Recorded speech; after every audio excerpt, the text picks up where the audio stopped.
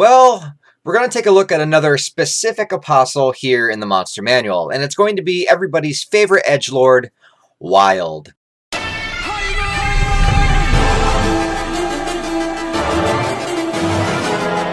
Spelled W-Y-A-L-D because edge. But check out my Monster Manual video on just apostles first if you haven't already, and that will let you know more of the specifics about what Wyald is before we get into who he is as a character. Now, Wyald first appears in the end of chapter 58 in the manga when the King of Midland makes an order to sick the Black Dog Knights on the Band of the Hawk, who had just broken and rescued their leader Griffith from the dungeon.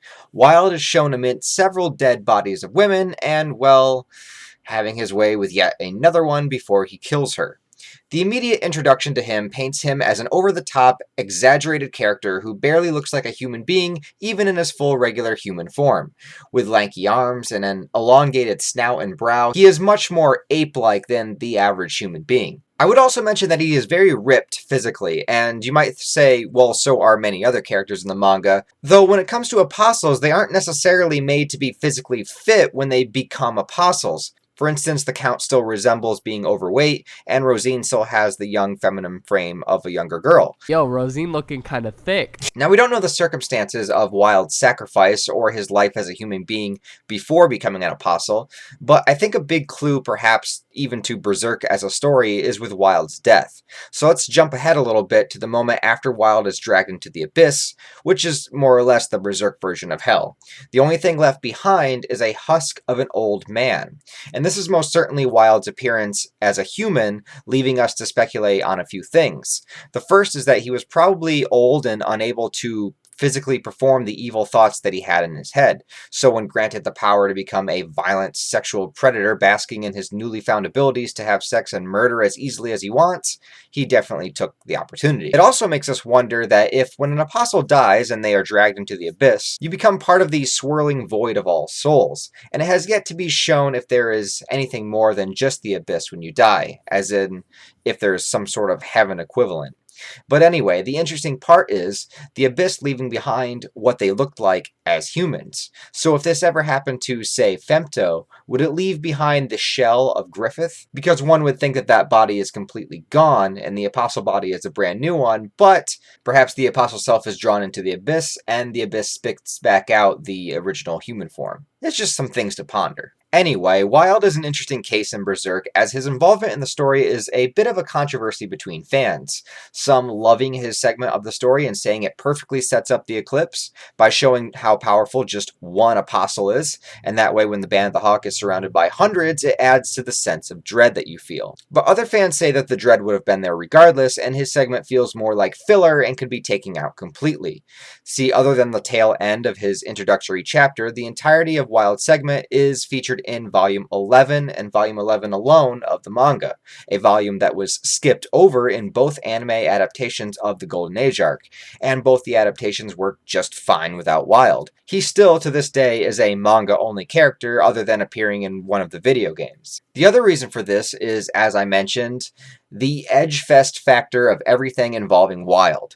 Wyald is brought into the story by already being a prisoner of the King of Midland, but we can tell by his demeanor and having the knowledge that he is an apostle that he was a prisoner by choice, probably to be as close as he could to the darker, more brutal side of humanity. And as the king needed to compensate for his lack of soldiers, he looked to the prisoners that wanted to reduce their sentences by working for him. Wyald gleefully accepts this and steps up, and with a massive display of strength becomes the leader of this group of criminals turned soldiers called the Black Dog Knights. But Wyald took a different approach to leadership than most. Unlike winning them over with his charisma, his skills as a leader, and his ultimate dream ambition, he instead leads the troop by pure, unbridled fear. His troop is forced into battles and into enemy traps out of the sheer terror that Wyald will brutally kill them if they do not follow his orders. As a man points out, they would be falling into an enemy's trap, and Wyald just breaks his face in front of everyone. Even the Band of the Hawk notices that the men are fighting out of fear rather than valor, and these are men that were already criminals to begin with. We also have the methods in which Wyald exercises his power. Now, Berserk is a series that doesn't shy away from the horrors of the world, often showcasing the violence and rape that can happen, but with Wyald, it's really the only point in the story in which I could consider it maybe a little cringy. Prepare for overreaction on my mark. On one of the first encounters we see, he and his men throw children into a fire, rape a young girl, and tear their body parts off and put them on spears as they run after the band of the Hawk. It's very excessive, and that's his character to a T. Things must be stimulating. He will run headfirst into traps and explosions that were left for him with no regard for his crew, simply fueling himself on the adrenaline of it all. And then Wyald has his full apostle form, which is like a 2-story ape-looking creature with a mouth and 3 eyes, 1 in the center and 2 on the shoulders, and then just the upper body of Wyald fused into the top of it to form the fully developed creature. As far as his powers and abilities go, he had incredible enhanced strength. While just in his human form, he is able to throw a man twice his size into the top of a building and impale him on a spike. And as stated before, he could crush a man's head with just his bare hand, and he could also block and hold Guts' sword swing back, as well as Guts' raider sword in his teeth. And later, in his apostle form, he is responsible for breaking Guts' sword, which leads to Guts being weaponless in the eclipse. And though when he encountered Guts, it wasn't a Guts that was used to fighting apostles yet or anything, but he was still in top form of his Golden Age self, and Wyald was clearly much more powerful than him. And obviously, in his full apostle form, he seems to get even stronger as he can rip trees up from the ground from the root and swing them around like weapons without much effort. And despite his size, he can also jump and maneuver with pretty extraordinary agility, adding to the ape-like nature of his human self and his primal, primitive style of going about things. He also has a large, tentacle-like tongue that, while in his apostle form, he treats like his own, cock. But Guts cuts that shit off before he can really use it. He is also extremely resilient to damage. Guts gives everything that he has to put Wyald down, his sword sticking through him, stabbing Wyald's eyes out, but still, he doesn't technically kill him. It wasn't until Wyald was holding Griffith up in front of everybody that he was finally taken down by the one and only motherfucking Zodd! He picks this nasty bitch Wyald up and rips him in half over his horns, and it's a very cathartic moment. Now, if it wasn't clear enough, if you were to fight with Wyald, you would be in for one hell of a time. Even Guts gave his all, and it still was just under being enough to take him down. So I would say Wyald is susceptible to all types of damage. Blades seem to work the best, but you would have to have the power and force behind the swing of those blades to have him not only unable to block it, but also have it pierce his flesh, which is incredibly resistant.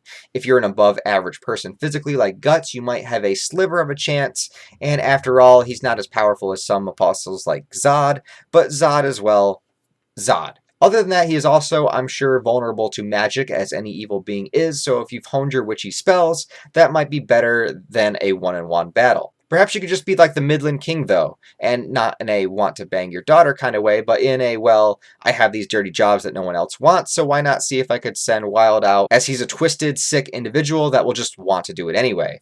Also with that, if you were a criminal, you could also say that you wanted to be part of his Black Dog Knights. That might save you for being killed for a while, but remember that he rules his band by fear, so eventually you're going to be put into life or death situations anyway, so it's up to you. But yes, Wyald has a very split reaction, it seems, with the fan base, and I'd be curious to know what you guys think. Do you think the Wyald segment benefited Berserk by being in there, or would you take it out entirely? Do you think that it serves a purpose, or do you think it was just another kind of filler segment to get to the eclipse? Anyway, let me know your thoughts about this crazy bastard down below. Thank you a lot for watching this video, guys. I really do appreciate it. Please give it a thumbs up, as it really does help me out. Subscribe if you're not subscribed already. And look at the description of this video and check out my Patreon, see if any of those tiers would be interested to you. Other than that, guys, I hope you have a wonderful day, and I'll talk to you in the next video.